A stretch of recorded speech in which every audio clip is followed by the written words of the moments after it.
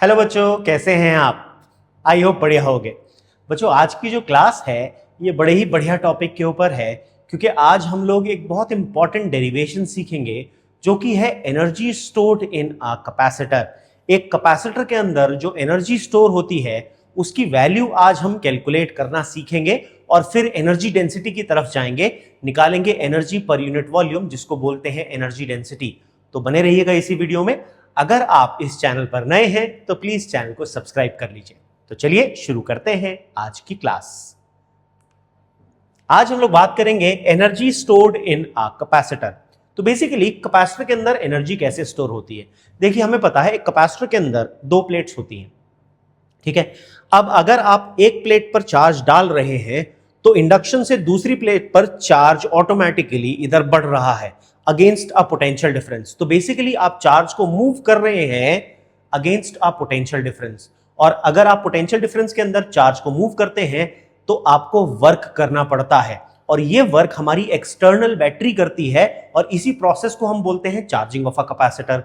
तो इसका मतलब जब भी आप कैपेसिटर को चार्ज करते हैं, उसमें चार्ज डाल रहे होते हैं, तो इस प्रोसेस में आप उसके अंदर इलेक्ट्रिकल एनर्जी स्टोर करा रहे होते हैं। Energy stored in the form of electrical energy, electric field की फॉर्म में एनर्जी स्टोर होती है कैपेसिटर के अंदर। तो हमें वो एनर्जी की जो वैल्यू है आज हमें वही कैलकुलेट करनी है बच्चों, ठीक है। इसके तीन फॉर्मूलाज हैं, ये तीनों ही फॉर्मूलाज आज हम लोग निकालेंगे, ठीक। तो मैं कहता हूं हम मान लेते हैं let d Q charge is added to the capacitor plate against a potential difference V। V potential difference के अगेंस्ट हमने कैपेसिटर के अंदर dq चार्ज डाल दिया। तो जो स्मॉल वर्क होगा इस प्रोसेस में dw, वो आ जाएगा V इंटू डी क्यू। अब ये कहां से आया बच्चों? अगर आप याद करो, पोटेंशियल का फॉर्मूला होता था या पोटेंशियल डिफरेंस का फॉर्मूला होता था वर्क डन अपॉन चार्ज। तो वर्क का फॉर्मूला हो जाएगा पोटेंशियल डिफरेंस इनटू चार्ज। दोनों प्लेट्स के बीच में पोटेंशियल डिफरेंस V है, और हमने कितना चार्ज ऐड किया? dq। तो जो स्मॉल वर्क होगा dw, उसकी वैल्यू आ जाएगी V into d Q. I hope clear. अब ये जो V होता है कैपेसिटर के लिए, V की वैल्यू तो होती है charge upon capacitance Q by C। ये वैल्यू ऊपर सब्स्टिट्यूट कर दीजिए, तो आपके पास dW की वैल्यू आ जाएगी Q upon C into d Q. ये तो तब था जब मैं कैपेसिटर के अंदर dQ चार्ज डाला था। अगर मैं कैपेसिटर को पूरा चार्ज कर दूं कैपिटल Q तक, तो ऐसा करने में जो टोटल वर्क निकलेगा वो ऐसे सारे dQ dQ dQ चार्जेस को ऐड करने के वर्क को सम से निकालना पड़ेगा, ऐड करके निकालना पड़ेगा। अब ऐसे कितनी प्रोसेस में dQ चार्ज डाल सकता हूं? इनफाइनाइट अमाउंट ऑफ प्रोसेसेस हैं। तो मेरे पास जब इनफाइनाइट वैल्यूज का सम करना है तो हम लोग यूज करते हैं इंटीग्रेशन। इसीलिए जो टोटल वर्क आएगा W, वो आएगा बाय इंटीग्रेटिंग dW, जिसको मैं लिखूंगा integration of Q upon C into d Q from 0 to capital Q। I hope यहां तक क्लियर हो गया। अब C, कैपेसिटेंस तो कांस्टेंट रहती है जब तक आप कैपेसिटर के साथ फिजिकली छेड़छाड़ नहीं करते, यानी उसके प्लेट एरिया, प्लेट डिस्टेंस या मीडियम को चेंज नहीं करते, तब तक कैपेसिटेंस चेंज नहीं होती। और हम यहां पर ऐसा कुछ नहीं कर रहे, तो इसलिए कैपेसिटेंस को यहां पर क्या ट्रीट किया जाएगा? कांस्टेंट। तो क्योंकि वो कांस्टेंट है तो बाहर आ जाएगा 1 upon C integration of Q into d Q from 0 to capital Q। अब बच्चों यहां पर जो हम फॉर्मूला यूज करेंगे बड़ा ही सिंपल सा फॉर्मूला है, वो है इंटीग्रेशन ऑफ x की power n dx equals to x की power n plus 1 upon n plus 1। अगर इसी फॉर्मूला से यहां q की पावर देखो तो वो पावर है 1, ठीक है ना। तो q की पावर 1 dx बन जाएगा q की पावर 1 प्लस 1 अपॉन 1 प्लस 1, यानी q स्क्वायर अपॉन 2। तो हमारे पास W की वैल्यू आ जाएगी 1 अपॉन C, और इंटीग्रेशन के अंदर आएगा q square upon 2 0 to capital Q। इस 2 को बाहर लिख देंगे 1 अपॉन 2C। एक बार आएगा upper limit minus lower limit, तो मेरे पास वर्क की वैल्यू आ जाएगी W equals to Q square upon 2C। और ये जो वर्क हमने किया, यही वर्क कैपेसिटर के अंदर स्टोर हो गया in the form of its potential energy. तो मैं कह सकता हूं therefore energy stored inside a capacitor equals to Q square upon 2C। ये आ गया बच्चों हमारा पहला एक्सप्रेशन। ठीक है, अब यहां से हम बाकी तो एक्सप्रेशन बड़ी आसानी से निकाल सकते हैं। एक बार Q की वैल्यू डाल दीजिए CV, ये वैल्यू जैसे ही पुट करेंगे तो U आ जाएगा C square V square upon 2C। इस C से ये स्क्वायर कैंसिल, तो U की वैल्यू आ जाएगी हाफ CV स्क्वायर। ठीक, और अगर आप यहां पर वैल्यू पुट कर देंगे C की, C का फॉर्मूला क्या होता था अगर आप याद करो, Q का फॉर्मूला CV, तो C का फॉर्मूला Q अपॉन V, ये पुट कर देंगे तो U आ जाएगा Q square upon 2Q by V। ये V ऊपर चला जाएगा, Q से ये Q कैंसिल हो जाएगा, तो U की वैल्यू आ जाएगी हाफ QV। ये आ गया बच्चों energy stored inside a parallel plate capacitor. I hope आपको ये तीनों फॉर्मूलाज अच्छे से समझ में आ गए होंगे। ठीक है, तो ये थी सिंपल सी derivation energy stored in a capacitor की। ठीक, देखो ये तीनों फॉर्मूलाज हमने डिराइव कर लिए। चलिए चलते हैं हमारी जो अगली डेरिवेशन है उसकी तरफ, वो है energy density of electric field. अब देखिए यहां पर energy density of electric field से हम क्या समझते हैं। अगर आप एक पैरेलल प्लेट कैपेसिटर को देखेंगे, लेट अस अज्यूम ये मेरे पास एक पैरेलल प्लेट कैपेसिटर है। ध्यान से देखना ये चीज,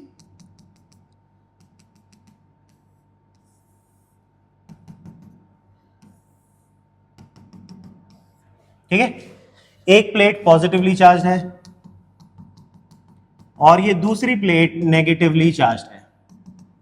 ठीक, तो इसके बीच में इलेक्ट्रिक फील्ड एग्जिस्ट करती है E। ये जो इलेक्ट्रिक फील्ड है ना बच्चों, एनर्जी जो होती है कैपेसिटर के अंदर स्टोर, वो इसी फॉर्म में होती है, इन the form of electric field. ठीक है, अब ये जो आपके पास एक कैपेसिटर है, ये एक क्यूबॉइड की फॉर्म में है, और क्यूबॉइड के लिए ये जो प्लेट एरिया है ये है A, और जो प्लेट सेपरेशन है ये है D। तो अगर आप इसकी वॉल्यूम निकालेंगे किसी भी कैपेसिटर की, पैरेलल प्लेट कैपेसिटर की, वो आ जाएगी A इंटू D। ठीक, अब जैसे मास डेंसिटी होती है वो होती है मास अपॉन वॉल्यूम, तो एनर्जी डेंसिटी बन जाएगी एनर्जी अपॉन वॉल्यूम। ठीक, तो हमें बेसिकली कुछ नहीं करना एनर्जी डेंसिटी निकालते हुए, हमें जो कैपेसिटर के अंदर एनर्जी स्टोर्ड थी उसको वॉल्यूम से डिवाइड कर देना है। एनर्जी को हमने कैपिटल यू से अभी निकाला था, इसकी वैल्यू 3 फॉर्मूलाज निकाले थे, और जो वॉल्यूम है वो हमने देखा कैसे आती है, वो A इंटू डी फॉर्म से आती है। देखो वॉल्यूम जो है वो A इंटू डी से इस तरह से बनेगी। आई होप आपको ये कॉन्सेप्ट क्लियर हो गया बच्चों, यस और नो। तो चलिए अब कैलकुलेट करते हैं energy density of electric field. याद रखेंगे अगर आपसे सवाल पूछा जाए कैपेसिटर के अंदर एनर्जी किस फॉर्म में स्टोर होती है, तो उसका आंसर है electric field. Energy is stored inside a capacitor in the form of electric field. आप किताब खोलेंगे तो उसमें 1 मार्क का क्वेश्चन आपको ये नजर आएगा। तो चलिए अब हम कैलकुलेट करते हैं energy density of electric field. तो एनर्जी डेंसिटी का जो फॉर्मूला बन जाएगा, एनर्जी डेंसिटी, इसको हम स्मॉल यू से डिनोट करेंगे, अभी वो डिनोशन हम बाद में देखेंगे डिनोट करना। तो ये आ जाएगा एनर्जी डिवाइडेड बाय वॉल्यूम। जैसे मास डेंसिटी होता है मास अपॉन वॉल्यूम, ऐसे एनर्जी डेंसिटी हो जाता है बच्चों एनर्जी अपॉन वॉल्यूम। अब इसको डिनोट करते हैं स्मॉल यू से, एनर्जी को डिनोट करते हैं कैपिटल यू से, और वॉल्यूम को हमने देखा आंसर आता है A into D. A into D क्यों आता है? क्योंकि एरिया ऑफ प्लेट्स A है, उनके बीच का डिस्टेंस D है, तो क्यूबॉइड के लिए जो वॉल्यूम हो जाती है वो होती है area of base into height, तो बन जाता है A इंटू डी। अब एनर्जी की वैल्यू अगर आप देखें यहां पर, ये आप रख सकते हैं हाफ इंटू CV स्क्वायर रख दीजिए, या Q स्क्वायर अपॉन 2C, कोई सी भी आप एक फॉर्मूला यूज कर लेंगे, आप उससे इसको वैल्यू को निकाल सकते हैं। एनर्जी की वैल्यू आ जाएगी यहां पर half CV square upon AD। यहां तक क्लियर सबको?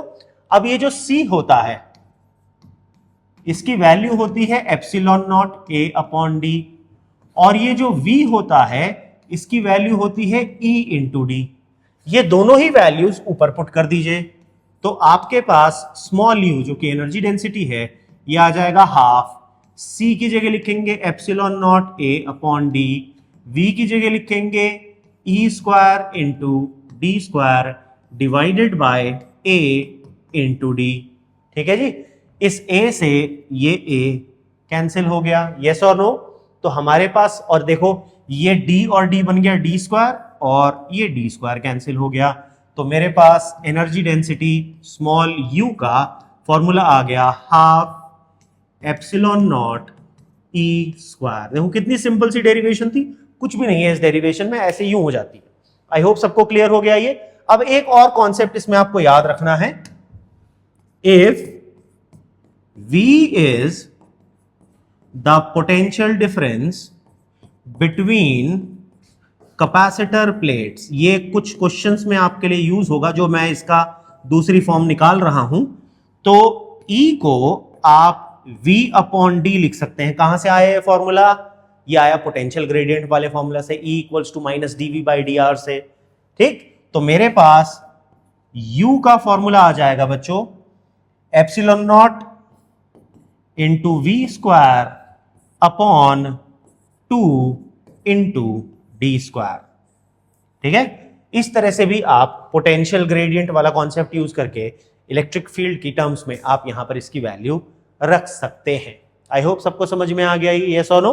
तो ये थी हमारी energy density of electric field, या एक कैपेसिटर की जो एनर्जी डेंसिटी होती है उसकी डेरिवेशन। अगर आपको मेरा पढ़ाया समझ में आ रहा है और फिजिक्स में मजा आने लगा है बच्चों, तो प्लीज इस चैनल को सब्सक्राइब जरूर कीजिएगा। अगर आपको इस वीडियो से कुछ भी वैल्यू मिलती है तो प्लीज इस वीडियो पे अपने कमेंट्स और लाइक जरूर कीजिएगा। आपके प्यार से मुझे जरूर फर्क पड़ता है। प्लीज इस वीडियो को शेयर करें अपने दोस्तों के साथ, ताकि वो भी इस वीडियो का फायदा उठा करके अच्छे से फिजिक्स पढ़ सकें। मिलते हैं हमारी नेक्स्ट क्लास में, तब तक के लिए जय हिंद।